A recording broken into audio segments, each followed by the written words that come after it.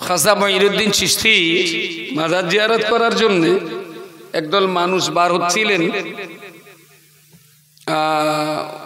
পাঞ্জাবের সারহান শরীফের ওখান থেকে। আর সৈয়দ আহমদ সারহান্দি রহমতুল্লাহ আলাইহি উনিও আল্লাহ পাকের একজন যোগ্য এবং কামেল ব্যক্তিত্ব ছিলেন। তো ওনার কাছে দোয়া আনতে গেছেন, হুজুর আমাদের জন্য দোয়া করুন, আমরা একটু খাজা সাহেবের মাজার জিয়ারত করতে যাব।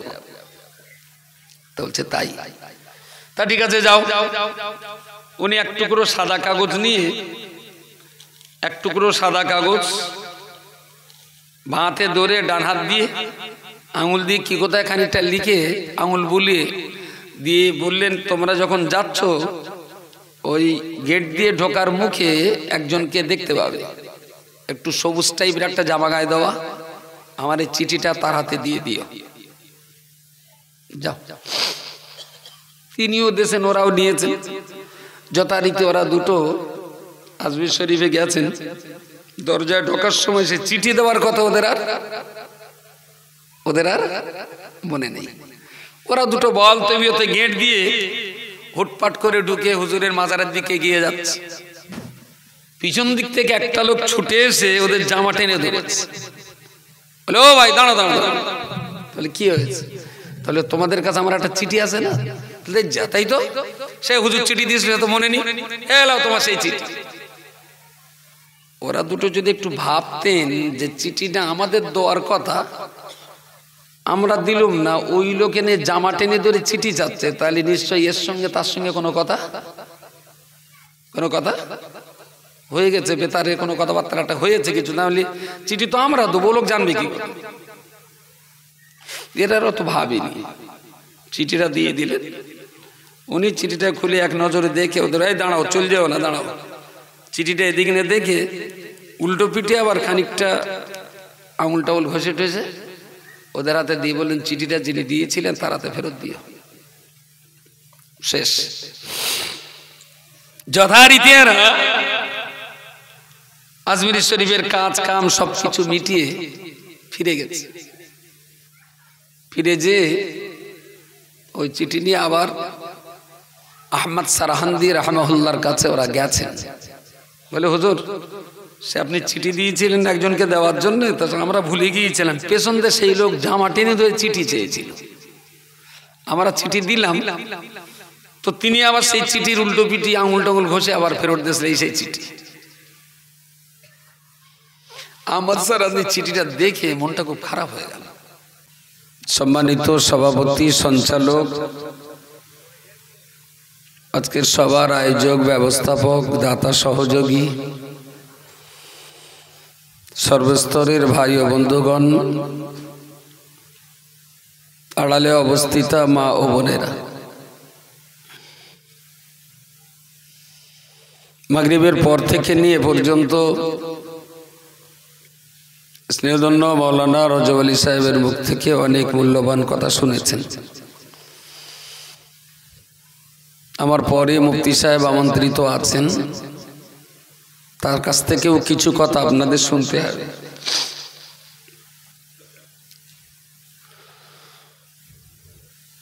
এই ধরনের জলসাগুলো মূলত মুসলমানদেরকে সজাগ, সচেতন এবং ধর্মপ্রেমিক করে গড়ে তোলার জন্য আয়োজন করা হয়। তো আমরা যারা ইসলাম ধর্ম অবলম্বী মানুষ,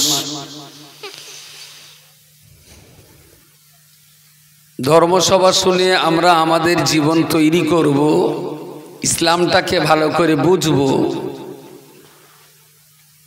সেই মতো আমাদের ভবিষ্যৎ জীবন গড়ব। যদি এইরকম চিন্তা নিয়ে জলসা দেওয়া হয়, জলসা করা হয় বা জলসা শোনা হয়,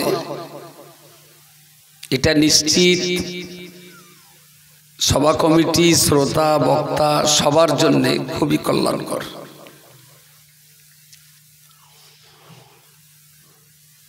সত্যিকারের অর্থে মুসলমানরা যদি ইসলাম জানতেন আর বুঝতেন,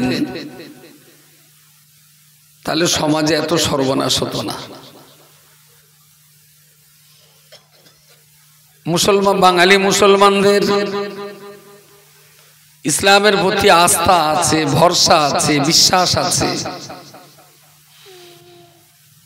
কোনো দিক দিয়ে অভাব নেই। বাঙালি মুসলমানের শুধু একটাই দোষ, এরা ইসলাম বোঝে না। যদি ঘুরিয়ে বলেন ইসলাম তুমি কি খুব বেশি বোঝো, আমি খুব বেশি বুঝি না, তবে বাঙালি যে মোটেও বোঝে না এইটা আমি বুঝি। আর কিছু বুঝি আর না বুঝি, আমার এই জ্ঞানটা হয়েছে যে বাঙালি ইসলাম বোঝে না। বাঙালি যদি ইসলাম বুঝতেন তাহলে দুঃখ দুর্দশা আমাদের কপালে এত হতো না। খুব স্বাভাবিকভাবে যদি আমরা ধরি,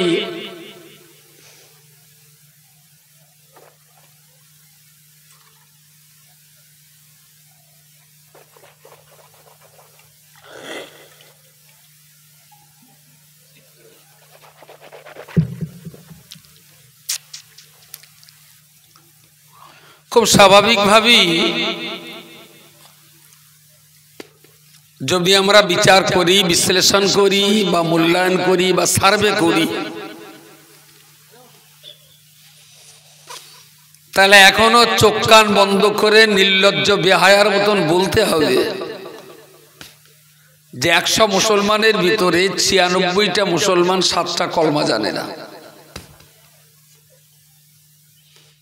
আমার এই কথাটা কি বড্ড ভুল বলে মনে হচ্ছে? 100-র ভিতরে 96টা মুসলমান 7টা কলমা পড়তে পারবে না। এদের মাইকটা কি ওখানে দেবো? মাইকেল তোমার কর্ডলেস আছে, একটা ওই গেটের বুকে দাও। কি হচ্ছে ওটা? অফিস?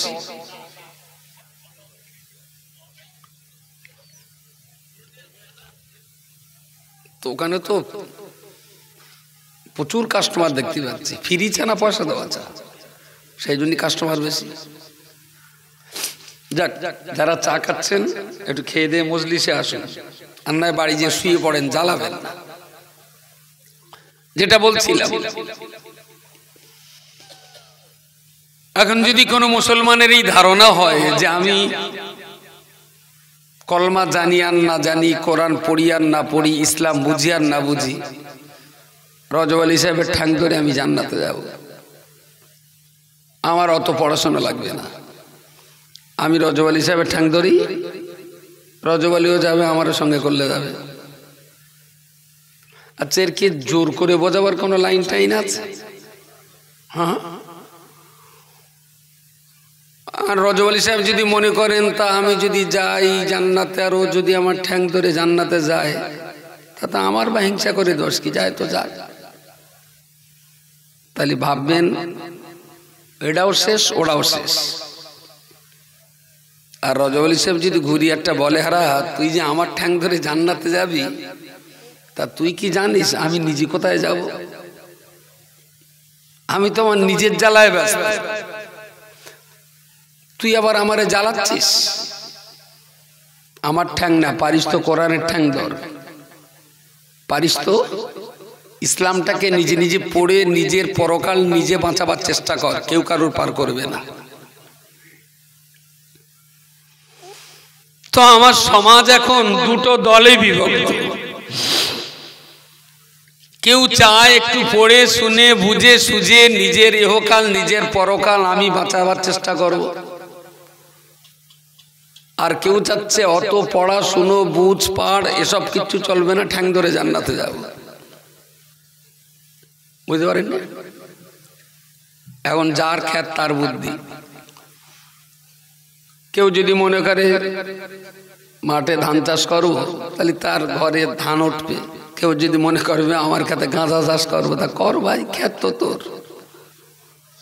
তোর খেতে তুই যদি গাঁজা চাষ করিস আমার কিছু বলার নেই। তবে ধান চাষ করলি ধানের কেলানে চালির ভাত খালি, বেশ শরীর স্বাস্থ্য পুষ্ট হবে। আর গাঁজা চাষ করে যদি গাঁজার কলকে দম দেয়, তাহলে দুতারা বাড়ি ঠেনিয়ে খানা পান করার জন্য চেষ্টা করে।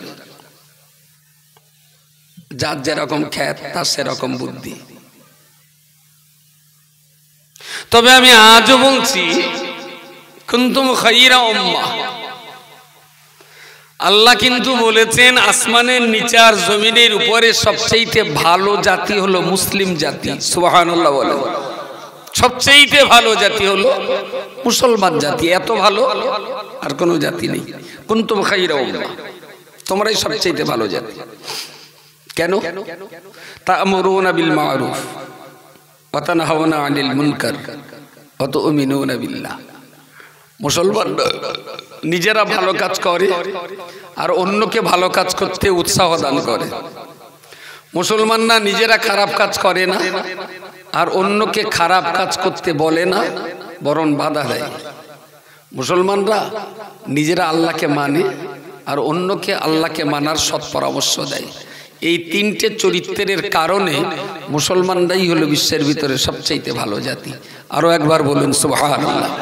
তাহলে নিজে ভালো হওয়া, অন্যকে ভালো করার চেষ্টা চালানো, নিজে খারাপ পথে না যাওয়া, অন্যকে খারাপ পথে বাধা দেওয়া, এগুলো হলো মুসলমানদের চরিত্র হওয়া উচিত। আর এই চরিত্রগুলোর কারণেই আল্লাহ মুসলমানদেরকে বলেছেন তোমরাই আসমানের নিচে আর জমিনের উপরে সবচেয়ে ভালো জাতি। কিন্তু খুবই দুর্ভাগ্য যে আল্লাহ মুসলমানদেরকে সবচেয়ে ভালো জাতি বলেছেন, সেই সবচেয়ে ভালো জাতটা থানার লকআপের ভেতরে বেশি। স্কুলের মাস্টারের চেয়ারে ওই ভালো জাতটা খুব একটা নেই। আমার কথা পাওয়া যাচ্ছে? থানার লকআপের ভেতরে এই ভালো জাতিটা অনেক আছে। কোর্টের জাজের চেয়ারে সেই ভালো জাতিটা খুব একটা পাওয়া যাচ্ছে না, কিন্তু কোর্টের আসামির কাঠগড়ায় এই ভালো জাতিটা প্রচুর আছে। তাহলে আল্লাহ আমাদেরকে ভালো বলেছিলেন, কিন্তু আমরা কি ভালো আছি? ভালো কারণটা কি? এর কারণটা কি? নামাজে তো পড়তেই হবে, রোজা না রাখলে তো উপায় নেই, যাকাত থাকলে যাকাত দিতে হবে, অর্থবান ধনশালী হলে হজ করতে হবে, তো ঠিকই। কিন্তু সেই সাথে সাথে আমার তো মানুষ হওয়ারও দরকার হয়। কোনো কারণবশত সম্ভবত বোধহয় বাদুড়িয়া থানার ওসি হবে, বসে আলোচনা হচ্ছে, কথাবার্তা হচ্ছে, কি একটা কারণে গেছি। তা বলছে মাদিন সাহেব, আপনাদের ধর্মকর্ম তো আমিও তো বুঝি টুঝি না, তবে অনেক দিন ধরে পুলিশের দায়িত্ব সামলাচ্ছি, তা মুসলমানদের এই নামাজ টামাজ তো অত বুঝি টুঝি না, আপনারা তো অষ্টস করেন, একটু মুসলমানদের বলেন নামাজ টামাজ একটু কম পড়ে তো পড়ুক, একটু মদ আর গাঁজাটা যাতে কম খায়, এই ব্যবস্থাটা একটু করেন, আমরা ঠেঙিয়ে পাচ্ছি না।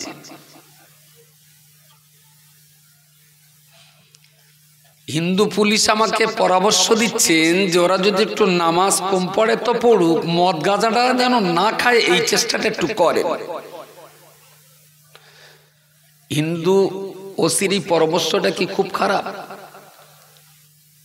তাহলে লজ্জা হওয়া উচিত আমাদের, যে জাতিটাকে আল্লাহ বিশ্বের ভিতরে ভালো জাতি করে সৃষ্টি করেছেন, সেই জাতি আজকে কোথায় যাচ্ছে যে হিন্দু পুলিশও এই জাতির জন্য পরামর্শ দিতে বাধ্য হচ্ছেন। এদের বাঁচাবার কি কোনো ডিউটি, কোনো দায়িত্ব, কোনো দায়বদ্ধতা কি আমাদের উপরে নেই? প্রিয় নবী মুহাম্মদুর রাসূলুল্লাহ সাল্লাল্লাহু আলাইহি ওয়াসাল্লামকে আমার আল্লাহ কোরআনের আয়াত নাযিল করে বললেন, কু আনফুসাকুম ওয়া আহলিকুম নারা। ইয়া রাসূলুল্লাহ, পৃথিবীর মানুষকে আপনি বলে দিন, আপনার উম্মত দিগকে বলে দিন, যারা ঈমানদার মুসলমান তাদিগকে বলে দিন, কু আনফুসাকুম, হে পৃথিবীর ঈমানদার জাতি, তোমরা নিজেরা বাঁচো, ওয়া আহলিকুম নারা, তোমার আলাহাল প্রতিবেশী পরিজন, তোমার বাড়ির সদস্য, ছেলে মেয়ে, ভাইপো ভাইজি, ভাগনা ভাগ্নি, তুমি নিজে বাঁচো এবং তোমার প্রতিবেশী সন্তান সন্ততি দিগকে আল্লাহ পাকের জাহান্নাম থেকে বাঁচাও। দুর্ভাগ্যজনক সত্য কথা, আমরা নিজেরা যদি বাঁচি তবে তো অন্যকে বাঁচাবার চেষ্টা করতে পারি, আর আসলেই যদি আমরা নিজেরা বাঁচার যোগ্য না হই তাহলে অন্যকে কেমনে বাঁচাতে যাব? সমাজে আপনি ঘুরে দেখেন যে মুসলমানদের অবস্থা কত বাজে জায়গায়। আমি সেদিন এসছিলাম বোধহয় ওই মোস্তানজির সবাই ছিলেন কেউ, ওখানে এসছিলাম সেদিন, তা বলছিলাম এবারে আমাদের মাদ্রাসাগুলোর সব ভর্তি তো একসঙ্গে হচ্ছে, অ্যাডমিশন টেস্ট একসঙ্গে, অনলাইন সিস্টেম। তা ছেলে মেয়ে সবই ফর্ম ফিল আপ করছে। আমাদের মেয়েদের মাদ্রাসার চেয়ে ছেলেদের মাদ্রাসা অনেক বেশি। তো যত বাচ্চা ফর্ম ফিল আপ করেছে অ্যাডমিশন টেস্টের জন্য, সেখানে দেখছি যে 100-র ভিতরে 70টা মেয়ে বাচ্চা, 30টা ছেলে বাচ্চা পড়াশোনা করাবার জন্যে, মাদ্রাসায় ভর্তি করাবার জন্যে 100-র ভিতরে 30টা মেয়ে আর 70টা ছেলে। আচ্ছা, সত্যি সত্যি ছেলে কি কোম্পানিতে, ফ্যাক্টরিতে কি উৎপাদন কম হচ্ছে? আমার কথা বলা যায় না। মেয়ে 70টা, ছেলে 30টা, কেন কোম্পানি থেকে ছেলে কি কম তৈরি হচ্ছে? হ্যাঁ, আমার হিসাবে দেখছি সেন্সাস রিপোর্ট বা জনগণনায় যে গ্রামে 100 পুরুষ, সে গ্রামে 85 থেকে 87টা নারী, কখনো 70, কখনো 90, কখনো 95। তবে 256টা গ্রামে এখনো পর্যন্ত কোনো একটা গ্রামে মদ্দা লোকের চাইতে আমি মেয়ে লোক বেশি পাইনি, বরং সব গ্রামে পুরুষের চাইতে নারীর সংখ্যা কম। মিনিমাম 7টা কম, ম্যাক্সিমাম 23-24টা কম। আচ্ছা, ছেলে এবং মেয়ে, নারী এবং পুরুষ, তো পুরুষ যদি, নারী যদি 100 হয়, পুরুষ যদি 100 হয় আর নারী যদি 80টা হয়, তাহলে মেয়ে শর্ট হবে কড়া 20টা। এখন 100 ছেলে আর 80টা মেয়ে, তাই তো নাকি? এখন 80টা মেয়ে যখন 80টা ছেলে বে করে ফেলেছে, তখন 20টা ছেলে তো আর মেয়ে পাবে না বে করার জন্য। কথা বলেন? তাহলে বাধ্য হয়ে কারো না কারো বউ হামলা করতে হবে। তাহলে সমাজের ভারসাম্য ভেঙে পড়বে। মুসলিমদের ভারসাম্য ঠিক থাকতে পারে না। এবং নারীর কিডন্যাপ, নারীর চুরি করে নিয়ে যাওয়া প্রচুর পরিমাণে দেশে বাড়বে, আপনি রোধ করতে পারবেন না। এটা একটা ভয়ঙ্কর অবস্থা। যেখানে 100 ছেলে আর 80টা মেয়ে, তো 80টা ছেলে যখন 80টা মেয়ে পেয়ে গেল, বাকি 20টা ছেলে যখন মেয়ে পাবে না, তখন কি করবে? হাইজ্যাক করবে, বাড়িতে চুরি করে নিয়ে পালাবে, 2টো বাচ্চা সমেত ভদার সঙ্গে বোম্বে পালাবে, কিচ্ছু করার নেই। আর একটা বিপর্যয় কি, হায়ার সেকেন্ডারি স্টেজে যে আমরা দেখছি, যেখানে 100 মেয়ে উচ্চ মাধ্যমিক পাশ করছে, সেখানে আবার ছেলে পাশ করছে মাত্র 42টা, 37, 38, 40, 42 এইরকম সংখ্যা। তো 100 মেয়ে উচ্চ মাধ্যমিক পাশ করলো, আর সেখানে ছেলে পাশ করছে মাত্র 42। জন্মের হার মেয়েদের 18-20টা কম, কিন্তু পাশ করার হার ছেলে আবার 42টা কম, এই আপনার 58টা কম। এখানে আর একটা সর্বনাশ কি হবে, লিখে রাখুন আমার কথা, আগামী 10 থেকে 20 বছরের ভিতর অক্ষর অক্ষরে মিলিয়ে নেবেন। আমি পীরও না, পীরের বেটাও না, আমি নিমাই কোম্পানির প্রোডাকশন, কিন্তু অঙ্কটা হিসাব রাখবেন। এইসব কথা বলার জন্য পীর হতে হয় না, আর বিরাট লেখাপড়া শিখতে হয় না, হিসেব জানলেই বোঝা যাবে। সেটা কি, হায়ার সেকেন্ডারি পড়ছে মেয়েরা, বিএ পাস করছে, বিএসসি পাস করছে, বিকম পাস করছে, ভালো লেখাপড়া শিখছে, তো যেখানে মেয়েরা পাস করছে 100, সেখানে ছেলে মাত্র 42। তাহলে 42টা উচ্চ মাধ্যমিক পাস করা ছেলে 42টা উচ্চ মাধ্যমিক পাস করা মেয়ের সঙ্গে বিয়ে করে গেল, তাহলে সমান সমান 42টা ছেলে 42টা বউ পেয়ে গেল। এখনো 58টা শিক্ষিতা মেয়ে আছে। এই 58টা শিক্ষিতা মেয়ে বিয়ে করার জন্য 58টা শিক্ষিত ছেলে কিন্তু পাচ্ছে না মুসলমানদের ভিতরে। বুঝতে পারেননি? ওরা বিএ পাস করেছে, এমএ পাস করেছে, বিএসসি পাস করেছে, কিন্তু ছেলে মুসলমানদের পাওয়া যাচ্ছে না। তখন কিন্তু মুসলমানদের শিক্ষিতা মেয়েগুলো হিন্দু ঘরের শিক্ষিত ছেলের সঙ্গে বিয়ে করে বেরিয়ে যাবে। আটকাবার কোনো ক্ষমতা নেই আপনার, কোনো হিম্মত নেই। কোন ফতোয়া দিয়ে, কোন ফতোয়াগিরি করে ওই মেয়ে আপনি আটকাতে পারেন না। ওর বাবা যখন বিএসসি পাস করা মেয়েটাকে 7 ফেল করা সেলাই কাজ করা ছেলের সঙ্গে বিয়ে দিতে যাবে, মেয়ে যখন দেখলো আমার বডি ল্যাঙ্গুয়েজ বুঝবে না, ওই অশিক্ষিত মূর্খ ছেলের পাল্লায় পড়লে আমার জীবন চলে যাবে, তখন নরেন দাসের সঙ্গে হাত ধরে দিল্লি পালিয়ে যাবে। কারোর বাপের ক্ষমতা নেই মুসলমান শিক্ষিত মেয়ে টেনে ধরে রাখার। আজকে আমার কথাগুলো আমার মতন গাঁজা বলে আমি বলছি, ঠান্ডা মাথার কেউ কথা বলবে না। আমি একটু গাঁজা খেয়েছি, তোমার মাথা টাথা বিগড়ে গেছে, সেই জন্য আমি এই কথাগুলো বলছি। এখনো যদি এই জাতিটা ঘুরে না দাঁড়ায়, এখনো যদি এ জাতি শিক্ষিত বুদ্ধিজীবী সমাজসেবী ঠান্ডা মাথার মানুষ যা সমাজে 10টা আছে, এরা যদি ঐক্যবদ্ধভাবে এর বিরুদ্ধে লড়াই সংগ্রাম না করে, 20 বছরের ভিতরে সমাজ ধ্বস লেবে যাবে। রক্ষা করার কোনো কায়দা নেই কারোর। আর কোন পীর বুজুর্গে কবর থেকে উঠে এসে তোমার রেহাই করতে যাবে না।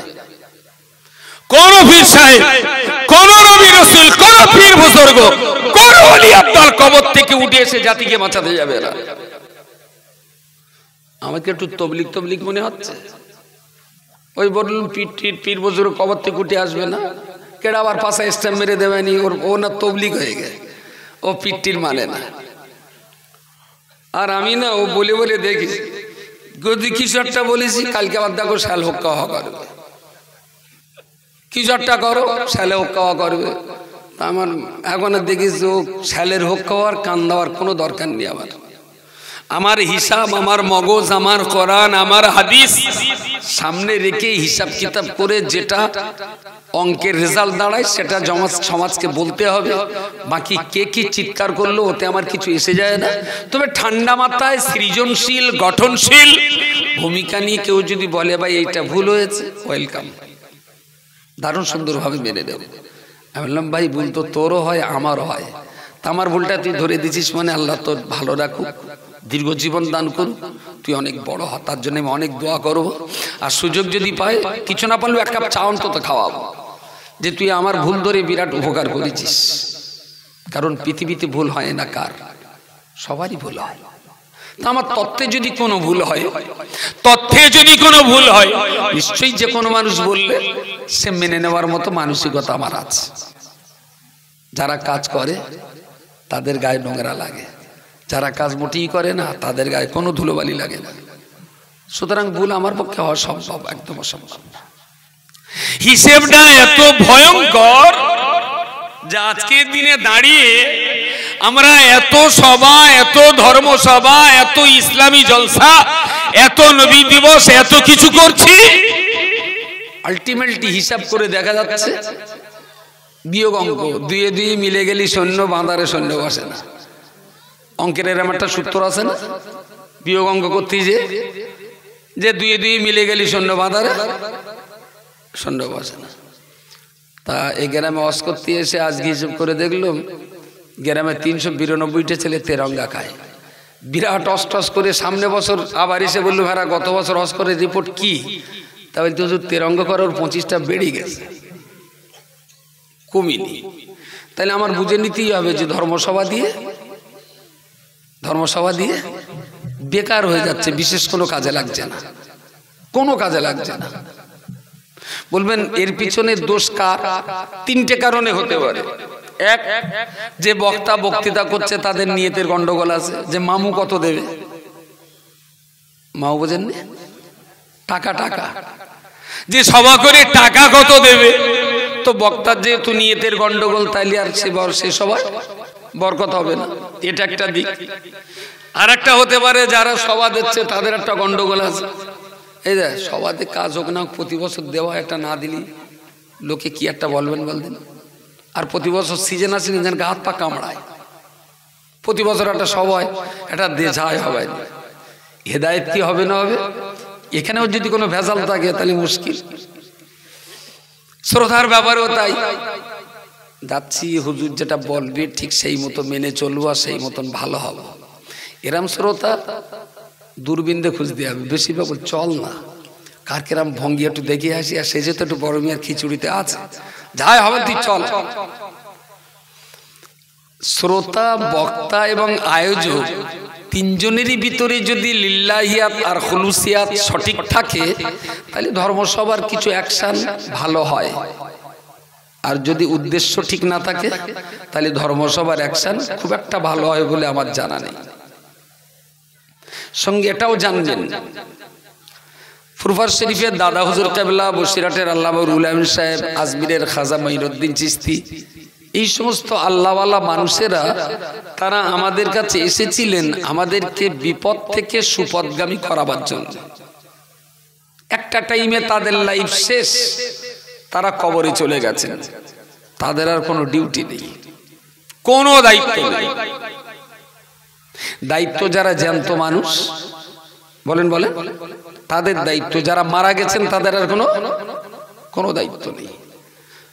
আমাদের ভিতরে কিছু ভুল ধারণা আজও আছে। খাজা মঈনুদ্দিন চিশতি মাজার জিয়ারত করার জন্য একদল মানুষ বার হচ্ছিলেন পাঞ্জাবের সারহান শরীফের ওখান থেকে, আর সৈয়দ আহমদ সারহান্দি রহমতুল্লাহ আলাইহি উনিও আল্লাহ পাকের একজন যোগ্য এবং কামেল ব্যক্তিত্ব ছিলেন। তো ওনার কাছে দোয়া আনতে গেছেন, হুজুর আমাদের জন্য দোয়া করুন, আমরা একটু খাজা সাহেবের মাজার জিয়ারত করতে যাব। তো বলছে তাই, তা ঠিক আছে যাও। উনি এক টুকরো সাদা কাগজ নিয়ে, এক টুকরো সাদা কাগজ বাঁতে ধরে ডান হাত দিয়ে আঙুল দিয়ে কি কোথায় খানিকটা লিখে আঙুল বুলিয়ে দিয়ে বললেন, তোমরা যখন যাচ্ছ ওই গেট দিয়ে ঢোকার মুখে একজনকে দেখতে পাবে, একটু সবুজ টাইপের একটা জামা গায়ে দেওয়া, আমার এই চিঠিটা তার হাতে দিয়ে দিও, যাও। তিনিও দেশেন, ওরাও নিয়েছেন।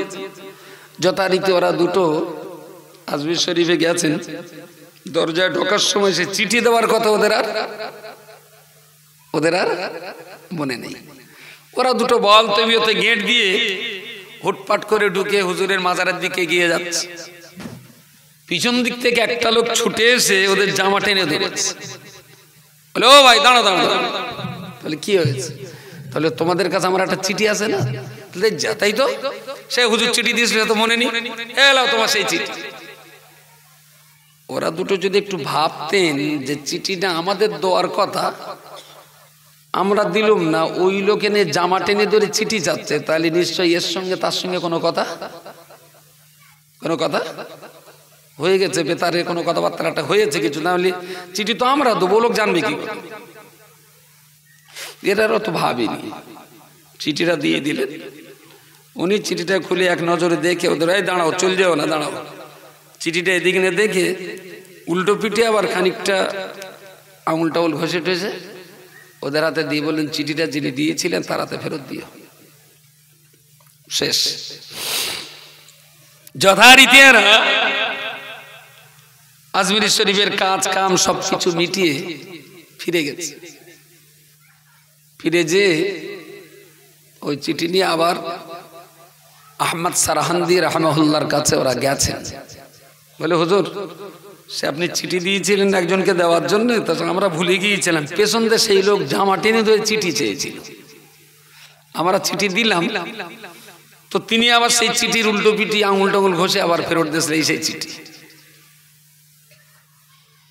আহমদ সারহান্দি চিঠিটা দেখে মনটা খুব খারাপ হয়ে গেল, হাস্যোজ্জ্বল চেহারাটা বেশ খানিকটা মলিন হয়ে গেল, দুঃখের ছাপ, বেদনার ছাপ, খানিকটা অপমানের চিহ্ন মুখে ফুটে উঠেছে।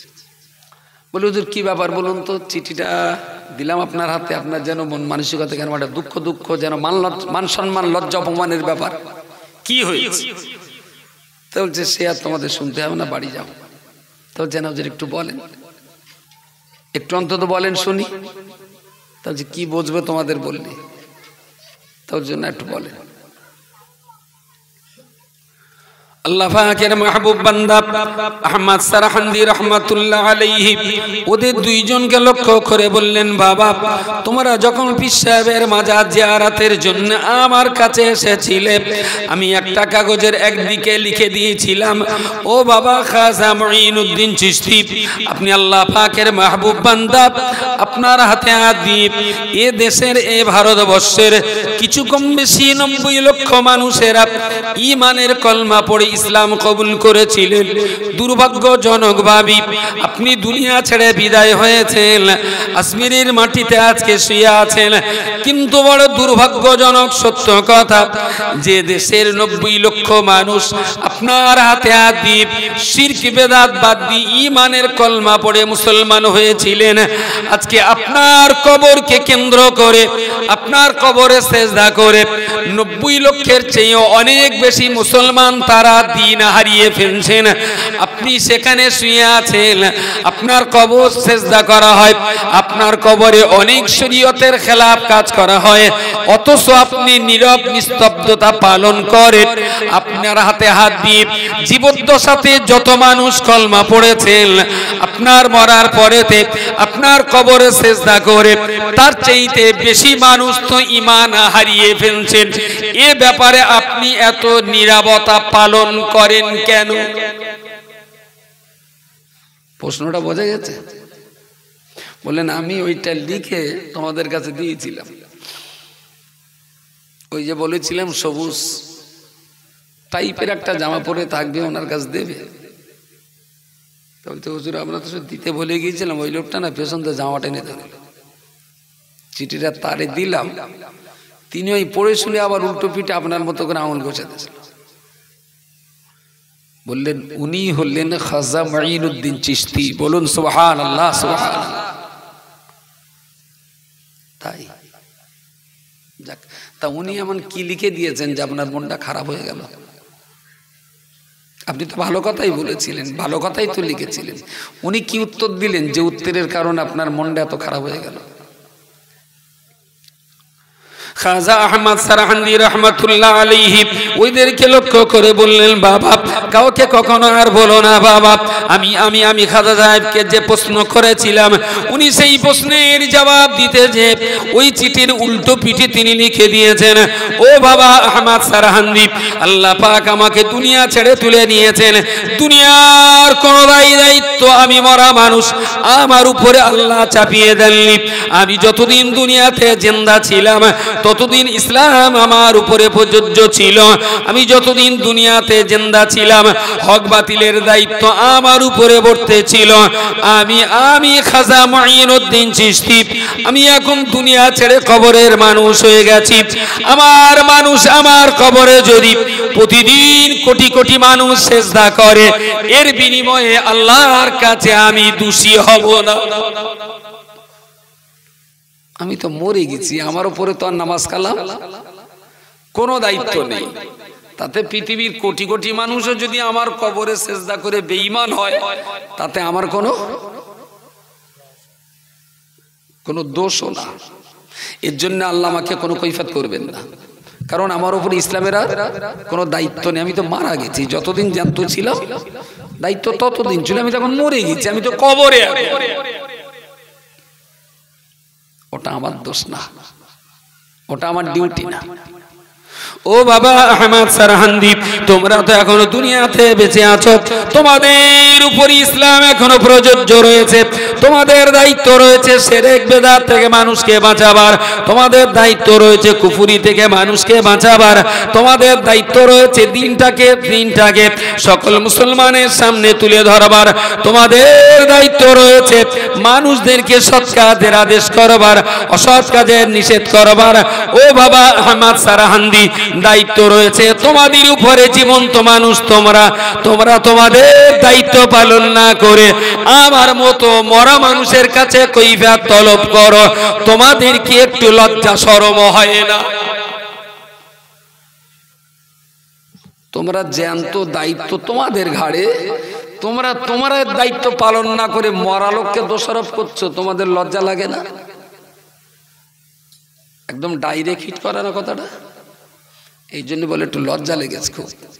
যে দায়িত্বটা আমাদের ছিল সেইটা আমরা পালন না করে মরা লোকের ঘাড়ে দোষ দিচ্ছি, ব্যাপারটাও তো ঠিক। মরা মানুষ কবরে শুয়ে আছেন, তার কবরে কেউ যদি শিরক করে তার জন্য মরা লোকের তো কোনো দোষ না, দোষ যিনি করছেন তার দোষ, যুগের আলেম ওলামা যারা বেঁচে আছেন তাদের দোষ। তুমি তোমার দোষটারে স্বীকার না করে তুমি উল্টে মরা মানুষের ঘাড়ে দোষ চাপাচ্ছ, তোমার লজ্জা হওয়া উচিত। সেই জন্য মনটা খুব খারাপ, মনটা খুব খারাপ। আর উনি যা কথা বলেছেন কথাটাও ঠিকই বলেছেন, খারাপ মোটেই বলেন। আমি এই জন্যই বললাম সমাজের যেই দুরবস্থা, এই দুরবস্থা থাকানোর জন্য কোনো পীর কবর থেকে উঠে আসবে বলে মনে হয়? কোন ওলি আবদাল গাউস কুতুব নবী রাসূল? কারণ তাদের দায়িত্ব শেষ। যারা বেঁচে আছি জীবন্ত, দায়িত্ব এখন তাদের।